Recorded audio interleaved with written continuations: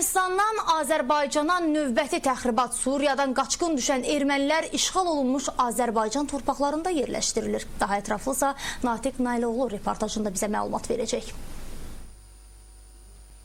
Suriyalı miqrantların işğal altında olan torpaqlarımıza yerləşdirilməsi ilə bağlı xəbər BBC-nin rəsmi internet səhifəsində yer alıb. Suriyadan gələn miqrantların paytaxt İrəvanın hava limanında çəkilən fotoşəkilləri də həmin səhifədə yerləşdirilib. Hətta bəzi iddialar da var ki, Ermənistan hökuməti Suriyadan gətirdiyi miqrantlara ilə yerindəcə erməni vətəndaşlığı verir. BMT isə məlumat yayıb ki, Suriyada münaqişə başlayandan bəri 15 minədək Suriya ermənisi Qarabağın müxtəlif bölgələrində məskunlaşıb. Ermənistan hökuməti Suriyadan gətirdiyi erməniləri daha çox işğal altında olan Şuşa, Laçın və Kəlbəcər rayonlarının ərazisinə yerləşdirir.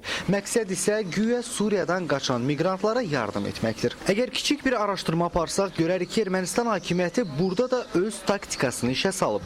Necə ola bilər ki, özünün köməyə ehtiyacı olan bir dövlət başqasına kömək əlini uzatsın? Deməli, həqiqətən də məqsəd başqadır. Məsələn, Ermənistan hakimiyyəti Suriyalı qaçqınları özünün olmayan torpaqlarda yerləşdirir və bunun üçün də beynəlxalq təşkilatlardan küllü miqdarda yardım alır.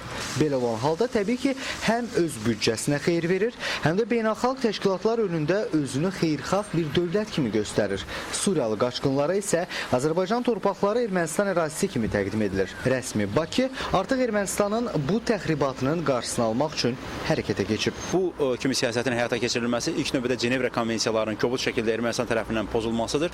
İlk növbədə bu ATƏT Minsk qrupunun həmsədrləri qarşısında qaldırılır. Eyni zamanda digər beynəlxalq təşkilatlar, o cümlədən də Beynəlxalq Miqrasiya Təşkilatı qarşısında bu məsələ qaldırılmışdır. Bu isə birinci belə hal deyil. Hələ 2005 və 2010-cu illərdə Ermənistan dövləti İraq və Əfqanistanda olan erməniləri də işğal altında olan Azərbaycan torpaqlarına yerləşdirmişdi.